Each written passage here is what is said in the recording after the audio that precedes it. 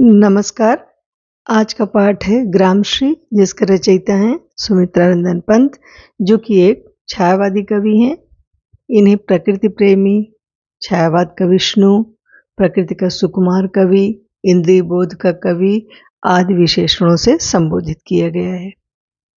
छायावाद के 4 आधार स्तंभों में एक सुमित्रा नंदन पंत भी हैं। इनका जन्म 20 मई सन 1900 में उत्तराखंड के अल्मोड़ा जिले के कौसानी नामक गांव में हुआ। उत्तराखंड का प्राकृतिक सौंदर्य इनकी कविता में स्पष्ट रूप से दिखाई देता है। इनका मूल नाम था गोसाई दत्त। इन्होंने स्वयं अपने नाम में परिवर्तन करके अपना नाम सुमित्रा नंदन रखा।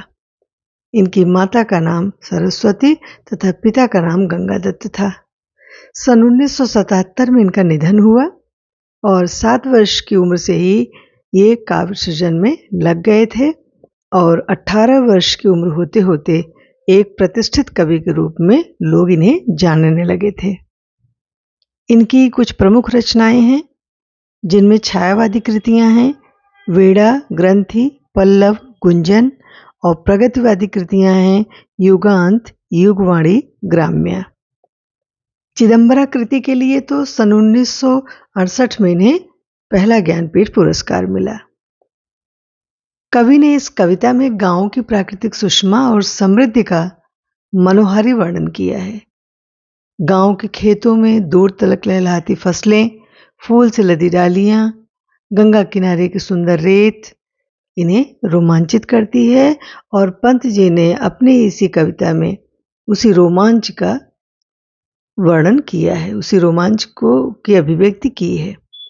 इस कविता में कवि ने प्रकृति के विभिन्न रंगों का वर्णन किया है और जैसा कि हम जानते हैं कि भारत गांवों का देश है, जिसमें भारत की आत्मा बसती है। पंक्तियां इस प्रकार हैं। फैली खेतों में दूर तलक मखमल की कोमल हरियाली। कवि कहते हैं कि खेतों में दूर दूर तक मखमल सी कोमल दिखने वाली हरियाली फैली हुई है, पड़ती जिस पर रवि की किरणें चांदी की सी उजली जाली। कवि कहते हैं कि जिस पर जब सूर्य की किरणें पड़ती हैं तो ऐसा प्रतीत होता है मानो उस हरियाली पर चांदी का श्वेत जाल बिछा हो। इस पंक्ति में उपमा अलंकार है, क्योंकि हरी भरी फसल को मखमल के समान बताया गया है। अगली पंक्ति है कि तिनकों के हरे हरे तन पर हिल हरित रुधिर रहा झलक। कवि कहते हैं कि हरे भरे जो तिनके हैं उन पर जब सूर्य की किरणें पड़ रही हैं तो उनमें निहित जो हरा द्रव है, उन हरे भरे तिनकों में जो निहित हरा द्रव है वो स्पष्ट रूप से झलक रहा है और ऐसा लग रहा है मानो उन तिनकों में रक्त संचरित हो रहा हो। इस पंक्ति में विरोधाभास अलंकार है, क्योंकि पौधों में निहित हरे द्रव को कवि ने रक्त की संज्ञा दी है। श्यामल भूतल पर झुका हुआ नभ का चिर निर्मल नील फलक। प्रस्तुत पंक्ति का आशय है कि शस्य श्यामला धरा पर नीला फलक यानी आसमान ऐसे झुका है मानो उसने इस हरी भरी धरा को ढक रखा है। और कवि कहते हैं कि धरती के इस सलोने रूप को देखकर मन निखर उठता है। रोमांचित सी लगती वसुधा आई जो गेहूं में वाली। कवि कहते हैं कि अब गेहूं और जौ में बालियां आ गई हैं, यानी उनमें दाने आ गए हैं। जब फसलों में दाने आ जाते हैं तो धरती प्रसन्नता से रोमांचित हो उठती है। अगली पंक्ति है कि अरहर सनई की सोने की किंकड़ियां शोभाशाली। कवि कहते हैं कि अरहर व सनई की जो फलियां हैं वो पक कर पीले रंग की हो गई हैं और जब हवा चल रही है तो वे किंकड़ी जब वे बज रही हैं, फलियां जब बज रही हैं तो ऐसा प्रतीत हो रहा है मानो धरती ने करधन, जो एक प्रकार का अलंकरण होता है, एक प्रकार का गहना होता है जिसे महिलाएं धारण करती हैं, तो मानो धरती रूपी इस नायिका ने अलंकरण धारण किया हो, जिससे पूरी धरती की शोभा बढ़ गई है। उड़ती भीनी तैलाक की गंध, फूली सरसों पीली पीली। कवि कहते हैं कि सरसों की फसल में भी पीले फूल आ गए हैं और उन फूलों में जो उन फूलों से जो तैलीय गंध पूरे वातावरण में बिखरी हुई है, उससे वातावरण सुवासित हो रहा है। लो हरित धरा से झांक रही नीलम की कली तीसी नीली। इस पंक्ति के माध्यम से कवि कहना चाह रहे हैं कि अलसी यानी जिसे हम तीसी नाम से भी जानते हैं, उसका जो रंग होता है वो नीला होता है। तो वो जो फूल बीच बीच में से निकले हुए हैं, ऐसा प्रतीत हो रहा है मानो वह अलसी रूपी नायिका इस हरी भरी धरा के सौंदर्य को निहारने के लिए, उसका आनंद लेने के लिए धरती से बाहर निकलकर झांक रही है। यहाँ कवि ने तीसी की कलियों का मानवीकरण कर दिया है, यानी उन पर मानवीय गुणों का आरोप कर दिया है, उन्हें एक नायिका के रूप में दर्शाया है। रंग रंग के फूलों में रिलमिल हंस रही सखियां मटर खड़ी, मखमली पेटियों सी लटकी, छीमियां छिपाए बीज लड़ी। प्रस्तुत पंक्ति में मटर के खेतों का चित्रात्मक वर्णन करते हुए कवि कहते हैं कि खेतों में विभिन्न रंगों के फूल खिले हैं, उन पर रंग बिरंगे फूलों के बीच खड़ी मटर की फलियों को देखकर ऐसा प्रतीत हो रहा है मानो वो सखियां हों। यानी यहाँ पर कवि ने मटर की फलियों को सखियों की संज्ञा दी है। कवि कहते हैं कि जब हवा से मटर की फसल तथा उसमें लगी फलियां हिलती हैं तो लगता है मानो सखियां आपस में बातें करके हंस रही हैं।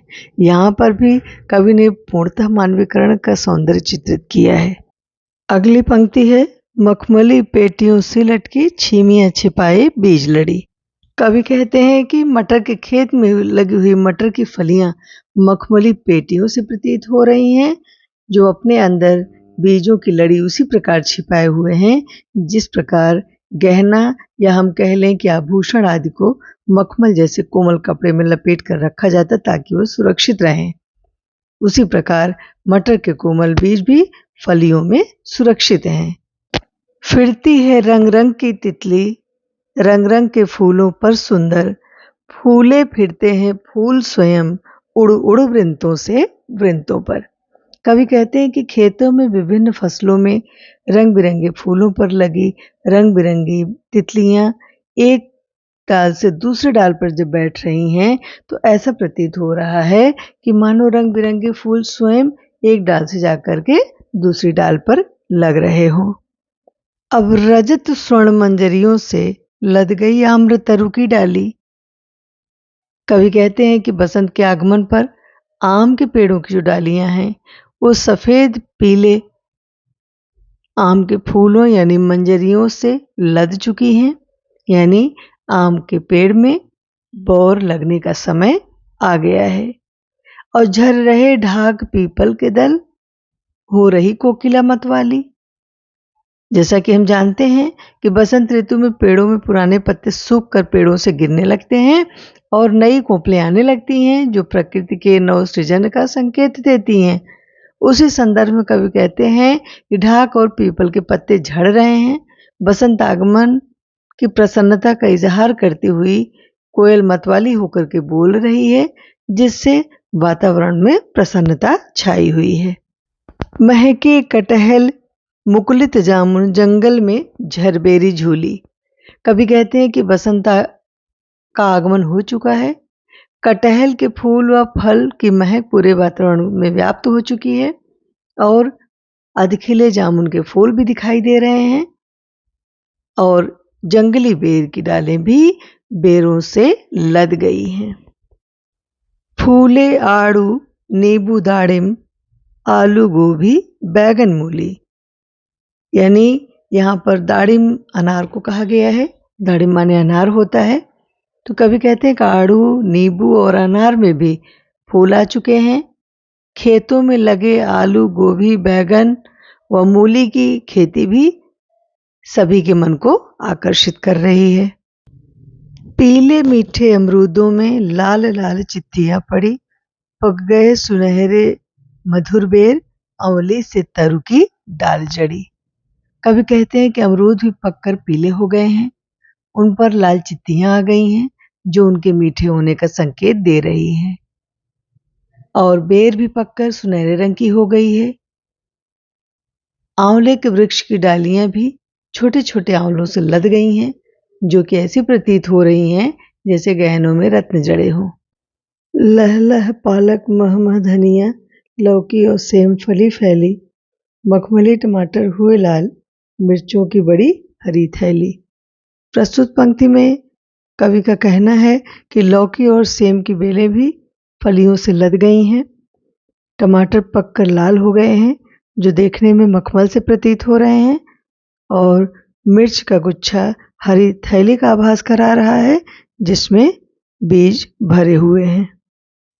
बालू के सांपों से अंकित गंगा की सतरंगी रेती, सुंदर लगती सरपत छाई, तट पर तरबूजों की खेती। प्रस्तुत पंक्ति में कवि कहते हैं कि गंगा किनारे की जो रेत है उस पर जब सूर्य की किरणें पड़ती हैं तो सतरंगी छटा बिखेरती हैं, और उस सतरंगी रेत पर जब पानी की लहरें आकर वापस चली जाती हैं तो गंगा की रेत लहरों से टेढ़ी मेढ़ी प्रतीत होती है, जिसे देखकर ऐसा लगता है मानो सांप की आकृति हो, यानी ऐसा प्रतीत होता है कि उस रेत पर से सांप होकर गुजरे हों। सुंदर लगती सरपत छाई, तट पर तरबूजों की खेती।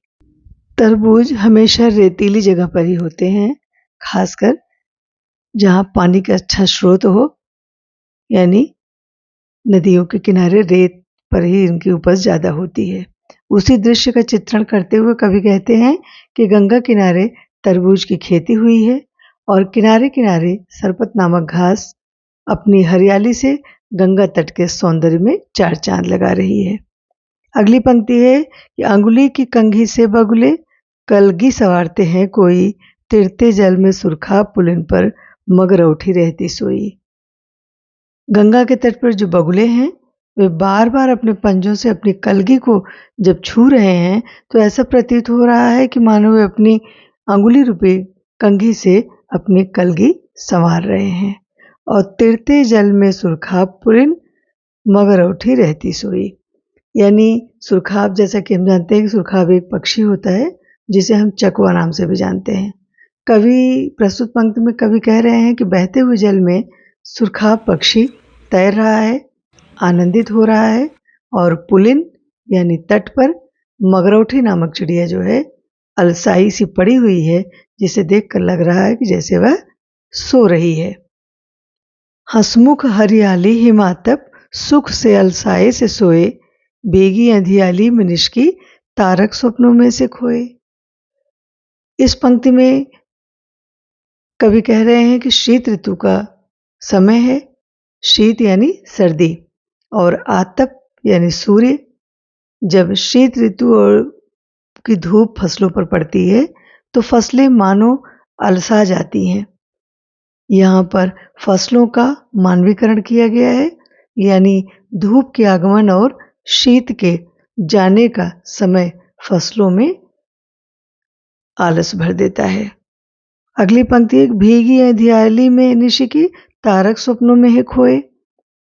कवि कहते हैं कि ओस के कारण रात्रि में जो तारे हैं वे ऐसा प्रतीत हो रहा है जैसे उस स्वप्न में खोए हुए से हैं, यानी ओस के कारण तारों की जो चमक है वह हल्की पड़ गई है और वे धुंधले दिख रहे हैं, इसलिए कवि कहते हैं कि मानो वे स्वप्न में खोए हुए हैं। अंतिम पंक्ति है कि मरकत डिब्बे सा खुला ग्राम, जिस पर नीलम नभ आच्छादन। मरकत यानी पन्ना, जो कि हरे रंग का होता है और मूल्यवान पत्थर होता है।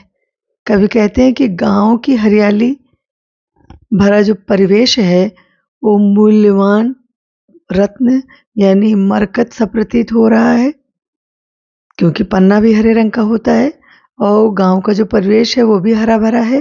तो कवि कहते हैं कि वह पूरा परिवेश मरकत का एहसास करा रहा है, पन्ने जैसा दिख रहा है, मूल्यवान रत्न की भांति दिख रहा है और खुले डिब्बे जैसा दिख रहा है, जिस पर नीला आकाश नीलम की भांति झुका हुआ है। नीलम भी एक मूल्यवान रत्न होता है, तो आकाश चूंकि नीला है इसलिए कवि ने कहा है कि उस मरकत डिब्बे पर यानी उस हरे भरे वातावरण पर, ग्रामीण परिवेश पर ऊपर छाया हुआ आकाश ऐसा प्रतीत हो रहा है जैसे वह उस पर झुका हुआ है।